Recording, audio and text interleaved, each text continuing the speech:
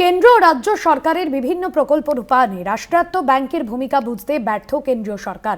গত 10 বছরে রাষ্ট্রায়ত্ত ব্যাংকগুলিতে 1 লক্ষেরও বেশি কর্মীর সংখ্যা কমেছে। এর ফলে গোটা দেশে গ্রাহক পরিষেবা ব্যাহত হচ্ছে। এই বিষয়ে কেন্দ্রের সঙ্গে চুক্তি হলেও তা কার্যকর করার ক্ষেত্রে অনীহা মোদী সরকারের। ব্যাংক সংগঠনগুলির অভিযোগ, কর্পোরেট ক্ষেত্রগুলি তাদের মুনাফার জন্য কেন্দ্র সরকারকে বাধা দিচ্ছে। অথচ দেশের কৃষক, ছাত্রছাত্রী, ক্ষুদ্র ব্যবসায়ীদের কম হারে ঋণ পাওয়ার ক্ষেত্রে রাষ্ট্রায়ত্ত গ্রামীণ ব্যাংকগুলির ভূমিকা গুরুত্বপূর্ণ। স্টেট ব্যাংক অফ ইন্ডিয়ার অফিসার্স অ্যাসোসিয়েশনের 59তম বার্ষিক সাধারণ সভায় রাষ্ট্রায়ত্ত ব্যাংকের বিভিন্ন সমস্যার বিষয়গুলি উঠে আসে।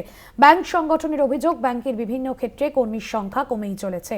এই কারণে সাধারণ মানুষের প্রত্যাশা পূরণ করতে পারছে না রাষ্ট্রায়ত্ত ব্যাংকগুলি। ব্যাংকের শূন্য পদে নিয়োগের পাশাপাশি সপ্তাহে 5 দিন ব্যাংক চালু রাখার দাবিকে সামনে রেখে ইতিমধ্যেই 24 ও 25শে ফেব্রুয়ারি গোটা দেশে ধর্মঘটের ডাক দিয়েছে all India bank officers confederation. সরকার নির্ধারিত প্রতিনিধিদের সঙ্গে প্রতি 5 বছর অন্তর ব্যাংক সংগঠনগুলির চুক্তি হয়, কিন্তু সেই চুক্তি পূরণে কোনো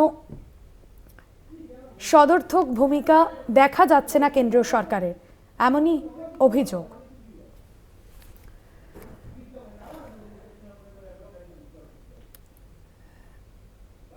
এটা সবাই সাধারণ মানুষ বুঝতে পারছে, কিন্তু দেশের সরকার সেটা বুঝতে পারছে না।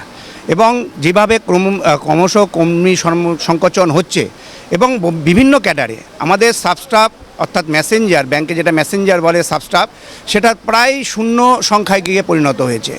এবার ব্যাংকের যে সমস্ত নানা রকম আনুষঙ্গিক কাজ আছে, ব্যাংক ধোয়া মোছার কাজ, বাথরুম পরিষ্কার করার কাজ, এই কাজগুলো কারা করবে? অফিসাররা করবে।